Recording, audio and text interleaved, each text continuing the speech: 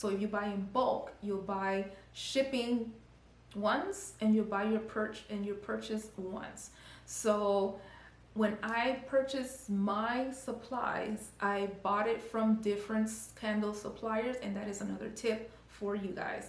Do not put your eggs in one basket, because that supplier might run out of stuff and then you're stuck with nothing, because that supplier doesn't have anything, and then you're rambling trying to figure out if this supplier is reputable, if this supplier has what you have, and it's not a very good feeling to be stuck trying to figure out where you're going to find your next supplies. So, hola mi gente bella y bienvenidas a mi canal. My name is Sandra if this is your first time here, and in my channel I'll be talking and you'll be learning about everything high-end and luxury candle making business tips.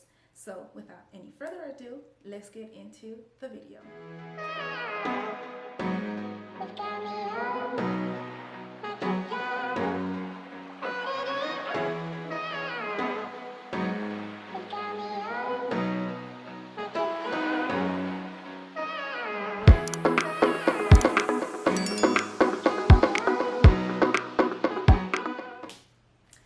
As you can tell from the title of this video will be about how much inventory do you need for your high-end and luxury candle making business. In every business, regardless of what it is, you need inventory. And inventory always depends on your market. So if you already know your niche, you already know your target market, your target group, your target customers, then you will know how much inventory and what kind of inventory you'll need for your candle making business. If you don't know what a niche or how to pick your business customers or your target audience, then you should check out my video explaining about niche. I'll be linking it down in the description box, or you could find it up above in the video card. And in that video, you'll learn about niching and what is niche, why you should have it, and how to actually get one for your candle making business. So that will be the very important information for you to know regarding your candle making business. Now, depending on, like I said before, your niche, you'll know how much inventory you're going to be needing for your business. Also, it doesn't mean that because you have a small number of inventory that you're only going to be sticking to that inventory. Not primarily. Only as a startup, you'll start out small and then you grow your way up. But how much inventory do you really need? Always remember that your business will always grow. So when you think about that, you always have to think about being innovative. And I'm not talking about just in candle sizes or adding more fragrances to your business. I mean as in being creative and adding more products to your line, such as soaps or diffusers or home sprays or shower gels or a fragrance line. I'm talking about those kind of adding products to your candle making business. And those are all home decor items that you could add to your business, and those are very good. Now, as a startup for your business, now it's good to start off with knowing what kind of candle jars you're going to be selecting for your business. Now, for your candle making business, especially for the high-end candle making business, I suggest you use jars. Glass jars to be exact, because those are the ones that look the nicest. They do have the new ones, the cement jars or the marble jars, but those look very heavy, and heavy items means a higher price tag for shipping. So unless you don't stay far from a candle supplier that has either a cement type of jar or a marble type of jar, I highly suggest to stick to the glass jars because shipping won't be that much if you are far away from a candle supplier. Those are nice too, but it doesn't look nice on your pocket. So don't get those as how you first start off unless you make your own marble or your own cement jars. What sizes do you should start with your jars? In my opinion, you should start off with 2 candle size vessels. Why 2? 2 because it is safe enough for you to start off with, because you give your customers a selection from which to choose from. They could either get the smaller size or the bigger size. It all depends on how big their room is and how much fragrance they want to fill in that particular room. If you introduce a size like a 2 or a 4, which I don't recommend, those are very small. They're probably about this size and they really don't fill up a room. It's more for decorative purposes rather than for room to fill up a room, unless you're introducing paraffin, which it will fill up an area, a square feet area, but it won't fill up an entire room even if it is a paraffin and it's 2 ounces. So think about that. So in my opinion, don't start off with 2 or 4. Those sizes are rather small and those are primarily for gift giving or sample testing. If you want to start off with if you sell, let's say for example, you have like 5 or 6 different scents and you want to make it into a bundle collection, then you introduce the 4 or the 2 ounce jars and you put it into a bundle and you sell it like that. But to start off with, I don't recommend to start off with 2 or 4 ounce jars. I do recommend, however, to start out with a 6 and above, and you could do 6 and 8 ounce, 6 and 10 ounce, 6 and 13 ounce, 6 and 16 ounce. That's kind of a very big break in between sizes, but you get what I'm saying. You should always start off with 2 sizes and make them closer enough, such as 6 and 10 or 8 and 10 or 8 and 12 and 6 and 10 or 6 and 8. Those are very good sizes to start off with, because if you are introducing a very big candle jar size, then you will be working with more supplies, such as more wicks and more wax and more fragrances in order to make a complete candle out of those jars. So think about inventory as well if you are introducing more sizes and more bigger sizes at the same time. Now the next selection, right after your vessels, will be choosing what wax you want to work with. Now once you have your wax down packed, then you know what your target audience is. Now for example, if you are going to gear towards the naturalist, the people that like natural living and care about the environment, then you will probably gear towards the coconut wax or the soy wax or the apricot wax, and those are much more environmentally friendly waxes. Not to say that they won't soot like many people say, it's just more environmentally friendly, as in the resources that they make for those waxes are renewable. If you want to stick to paraffin, that is another option as well. You could also stick to paraffin blend, and paraffin blend waxes also work too.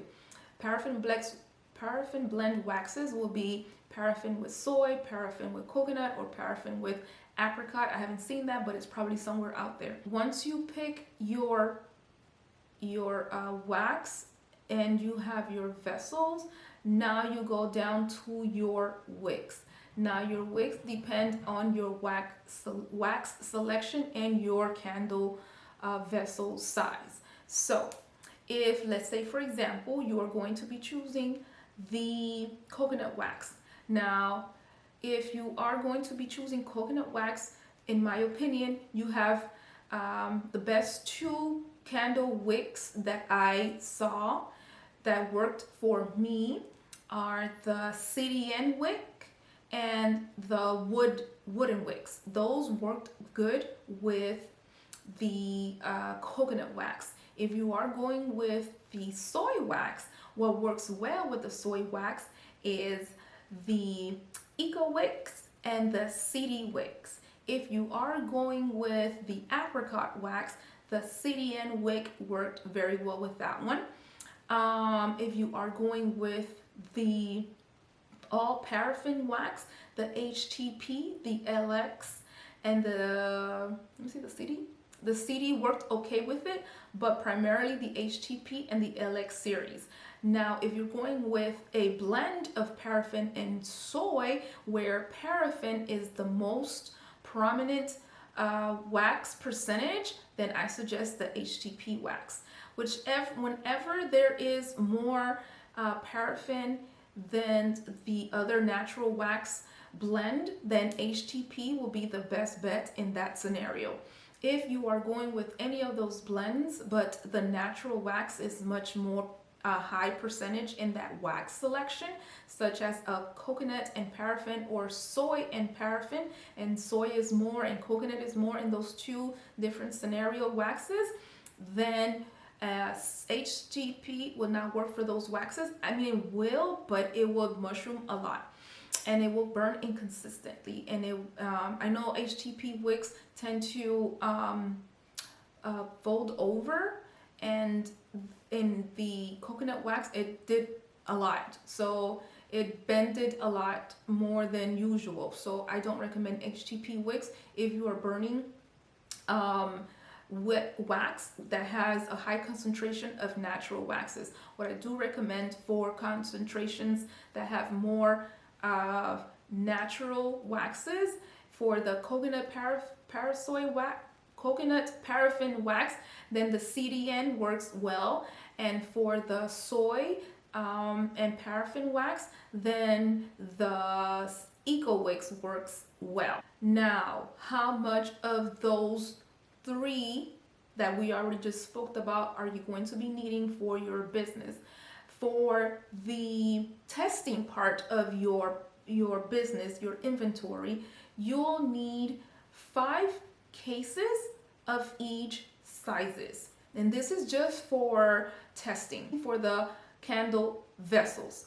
For the wicks, you'll have to wick up and wick down. If you're using the HTP 104, you get 104, I believe it's 93, and 126. They do have 105, but it's not a big difference between 105 and 104. So you could kind of interchangeably use them, although I did find some differences in certain sense, but that's in another video. The 104, the 126, or the 93 will be your 3 selections for wicking up and wicking down, if 104 is your base size that the manufacturer recommends for your candle jar. But if you are going with CD wicks because you're using soy wax, or you're using CDN wicks for your eco coconut wax, then I recommend you to use whatever the manufacturer says, and then you wick up and wick down. And how much do you need of each? I suggest you purchase at least 100 of each size wick. Not 100 bags, but 100 wicks in each bag. Not the one that has 10, or not the one that has 20, because you're not gonna do anything with that. Well, you will, but not much. So I recommend you getting at least 2 bags per size, and those you'll be utilizing just for testing. And fragrance, I suggest you start off with just 2 fragrance types, and then you work your way up from there. But from starting, if you haven't seen my fragrance making video, I'll link that down below, and I will link it up also up here in the video card. And in that video, I assist you with choosing and actually teaching you why you should start blending your fragrances in your high-end making business. and how. And then I also explain the top, the middle, and the base notes. How, what are they, and which type of scents belongs to each one. So watch that video and you'll understand the what I'm going to explain right now in regards to fragrances. So for your fragrance, you're going to be needing 2 or 3 bottles of each fragrance in each note family. So you'll be needing 2 of each in each note family in order for you to create your fragrance blend. If you are not going to create a completely different blend, you're going to start off with one that you already have, then you build up from there. And again, you'll still need 2 of the base, or 2 of the, actually, yeah, 2 of the base, 2 of the middle, and 2 of the top notes in order for you to be able to create your own new blend. Now, you have the option of purchasing an empty container, clean empty container to mix your fragrance in order to create that new fragrance, or you could just make it as you go. But if you're doing that, just make sure that you note down in your data writing journal, that because you need to keep a data writing journal in candle making, and you're going to jot down how much of each fragrance you added to create that particular note. If you don't write it down, you're not going to remember, you're going to forget, and you won't be able to recreate that fragrance again. Now, for your wax, how much wax you're going to be using will depend on whichever wax you choose. So most candle companies sell waxes in pounds. You either have, some have 10, but not that many. Primarily they'll have 25-pound bags or 50-pound bags or more. But primarily it's 25 and 50. And you could add to those sizes if you want, quantities of those sizes if you want. But for testing, I suggest you get 150-pound bag, so that you'll have enough to test. Waxes go by really, really fast, especially if you're using paraffin, because paraffin sticks to the bags that they come in with.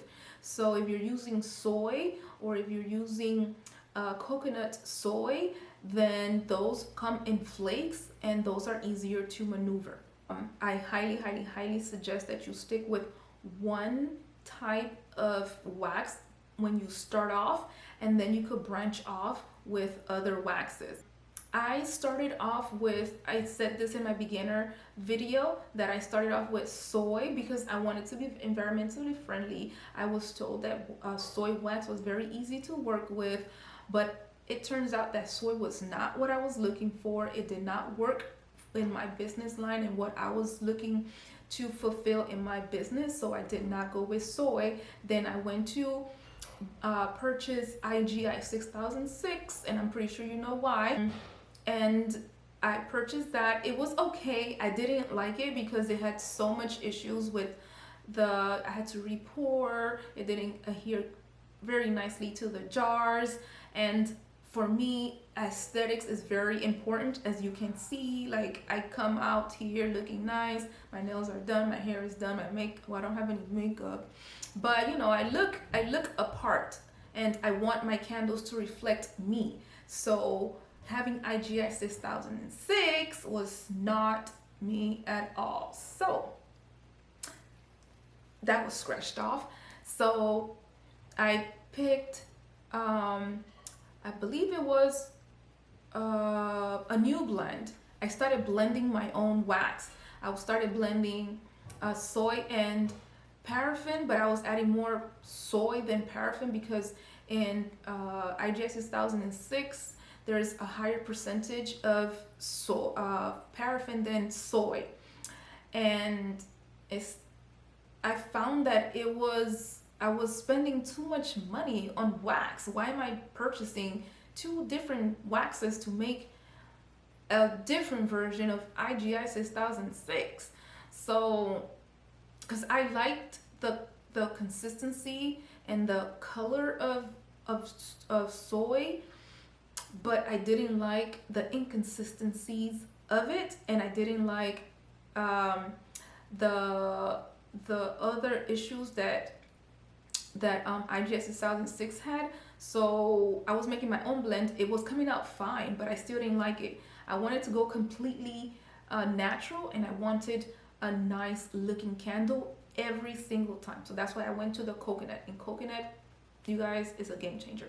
It's very nice. It smells like nothing like coconut because it's not no scent at all, but it picks up the scent very nicely from your candles, from your fragrances. I'm sorry, from your fragrances. It picks up the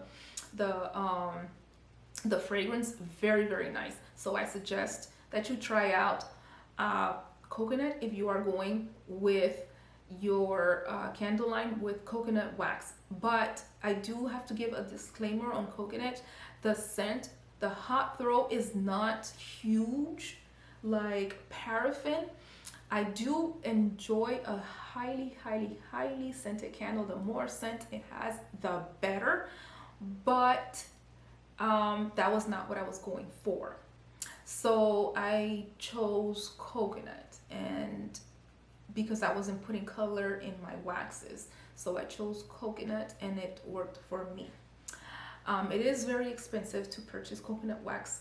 Like I said, like I always say, if you're into a luxury line of candle making, then you have to expect luxury spending money. So those are my suggestions for the candles, for the candle jars, for the fragrances, and for the wicks. Now, all of those was just for testing. Now, if you're going to purchase for resale, now resale is a different story. For resale, I highly suggest that you always choose in bulk.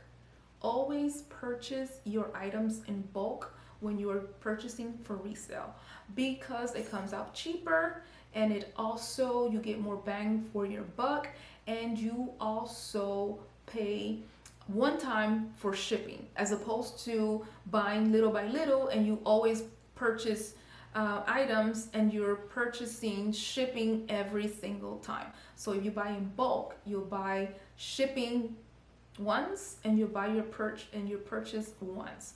So when I purchased my supplies, I bought it from different candle suppliers, and that is another tip for you guys. Do not put your eggs in one basket, because that supplier might run out of stuff and then you're stuck with nothing, because that supplier doesn't have anything, and then you're rambling trying to figure out if this supplier is reputable, if this supplier has what you have, and it's not a very good feeling to be stuck trying to figure out where you're going to find your next supplies. So I suggest when you find a candle supplier that you choose wisely what items you're going to be purchasing from that supplier. I have a supplier for my candles jars, I have a supplier for my fragrances, and I have a supplier for my wicks. Actually, I have several suppliers for the wicks because not all of them have the same wicks. That's what I do, and then it works for me. And another thing is, when you purchase your items, try and see if you could purchase items from a company in which shipping is not $1,000. I'm exaggerating, but they are companies where the product costs less than shipping. I can't remember the name of the company, but I was looking for wicks and for testing, and the wick was like $8, and I was like, awesome, like you can't find this anywhere, and it was like 100 wicks for $8. So I'm like, oh, that's great. But then when I went to check out to purchase the wick, it was like $20 for shipping. I'm like, and it was in the United States. So I'm like, why is this so expensive? Like, they were ripping me off on freaking shipping. So I was like, cut that. I like to bargain. I mean, I might be bougie sometimes, but I know when they're trying to rip me off. So I said, no, I'm not buying it from this company. And I went with another company. It cost more, but the shipping was less. So I was saving on shipping and I was saving on my product because I wasn't trying to purchase something that another company had, which was cheaper, but the shipping was more than the product. So that is my other tip for you guys. Be be shopper savvy. So choose wisely and spend your money wisely. When I purchased my candle jars, I purchased it in bulk. I purchased 540 of each size. Yes, I know it's a little bit I was overzealous, but my supplier had a minimum order quantity, which is an MOQ. So they sell you 500 at a time. So I had no other choice but to order 540 because they don't sell in small quantities. And also I got a better price because they gave me a discount. And the shipping, although it was high, but I only paid shipping once for 1,080 glass vessels. So you can't beat that. It was such a very good deal. That's what I did. I purchased 540 and I had enough for testing and I also had enough for resale. And it worked great for me, especially in these times that a lot of suppliers are running out of stuff and a lot of things are being discontinued. So I have vessels for a few more months to go, especially when I first launched. So I have a lot of vessels left. Wicks. Wick. I have a lot of wicks too because again, I had 540 jars in 6 ounces and 540 in 8 ounces. So I needed wicks. So I have enough wicks to last me a while for my wick selections, for my jar selections and sizes.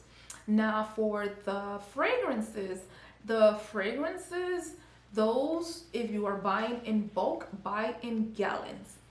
And gallons will save your life because you will not worry about running out.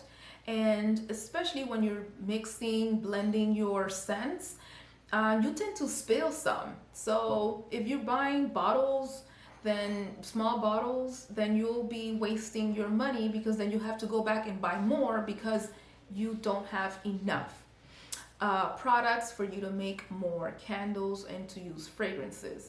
So I suggest you buy in gallons when you're buying your inventory for resale. And how much gallons do you need depends on how much vessels you have.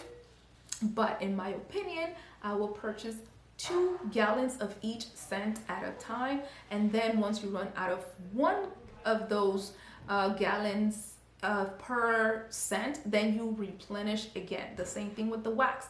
With the waxes, I highly suggest that you order at least 3 50-pound waxes because waxes go by very fast, especially if you are making candles consistently, especially if you are if you have wax jars that are larger in size. Another tip of mine is make sure that you are jotting down everything.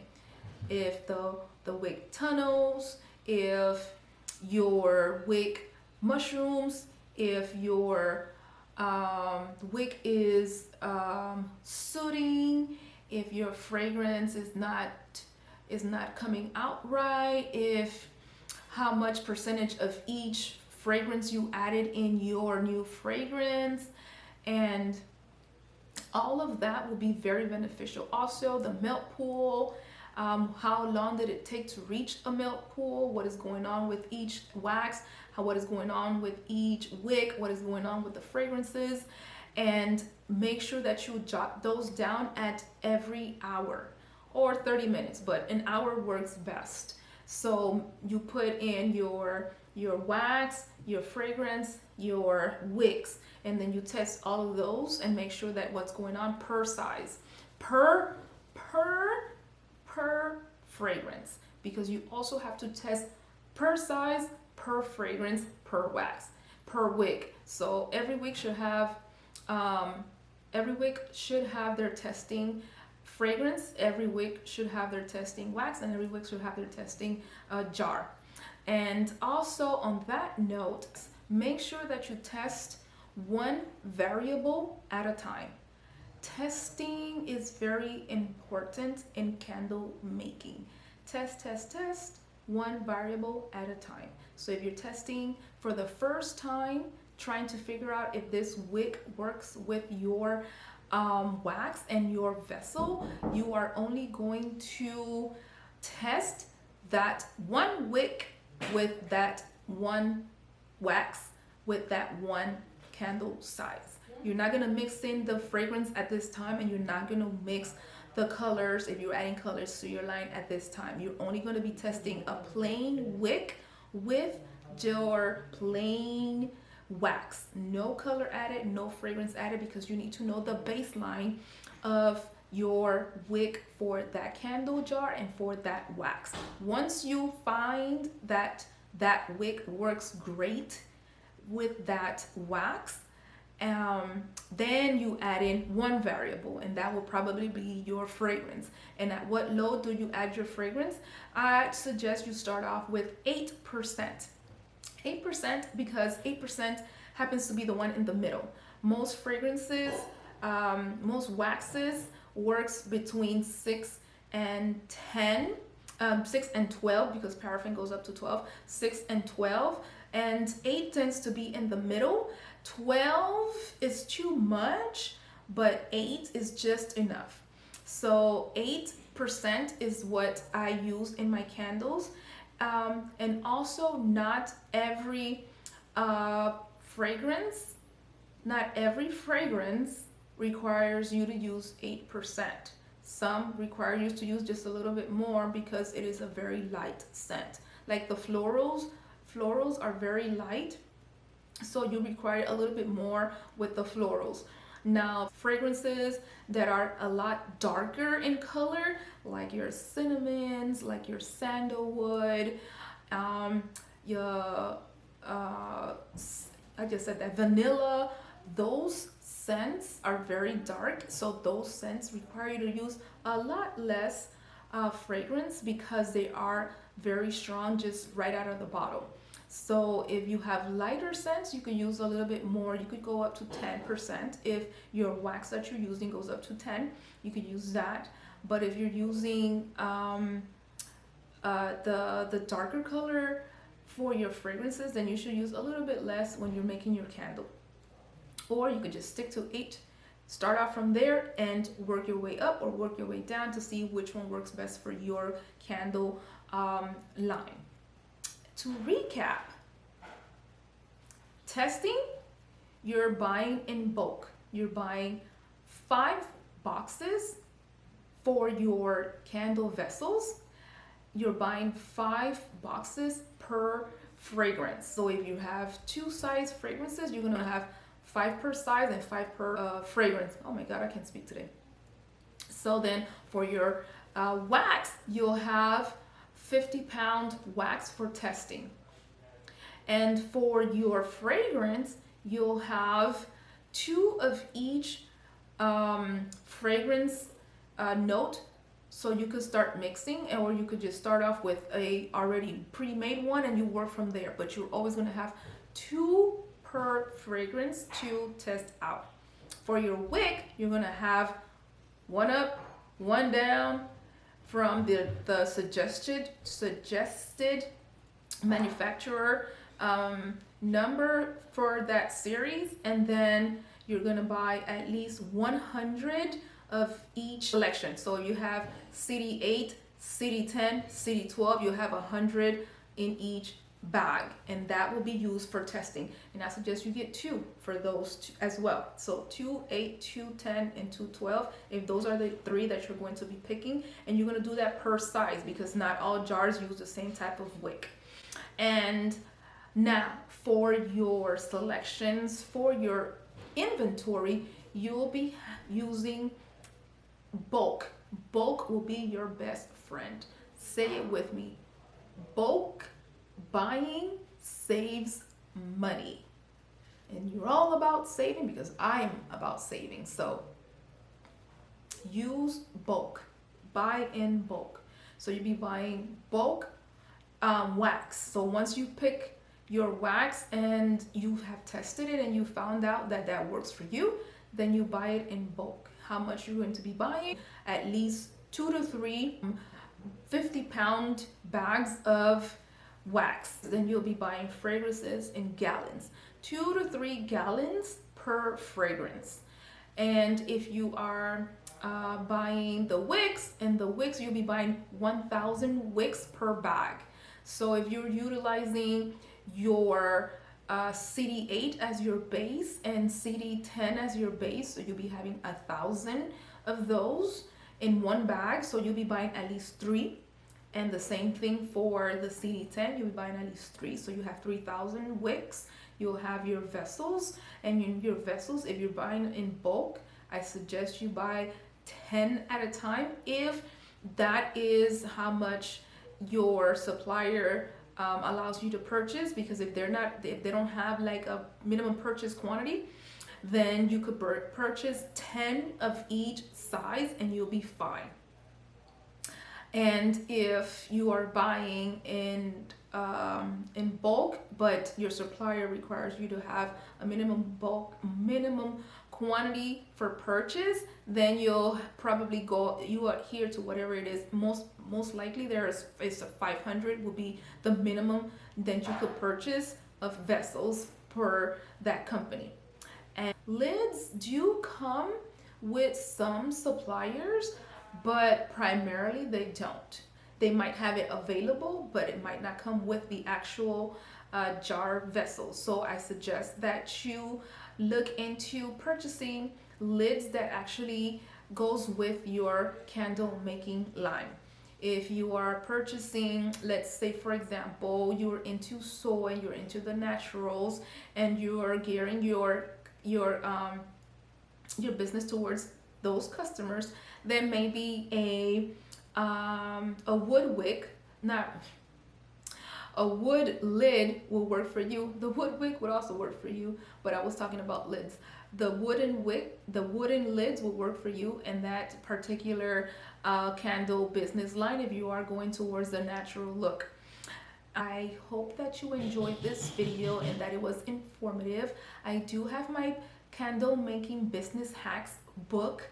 It is for free. If you want the free ebook, you get it down in the description box below. It is via email. So you just input your email, you receive the free ebook. It is approximately 100 pages. It goes in depth, in detail about everything that I just spoke to you about today.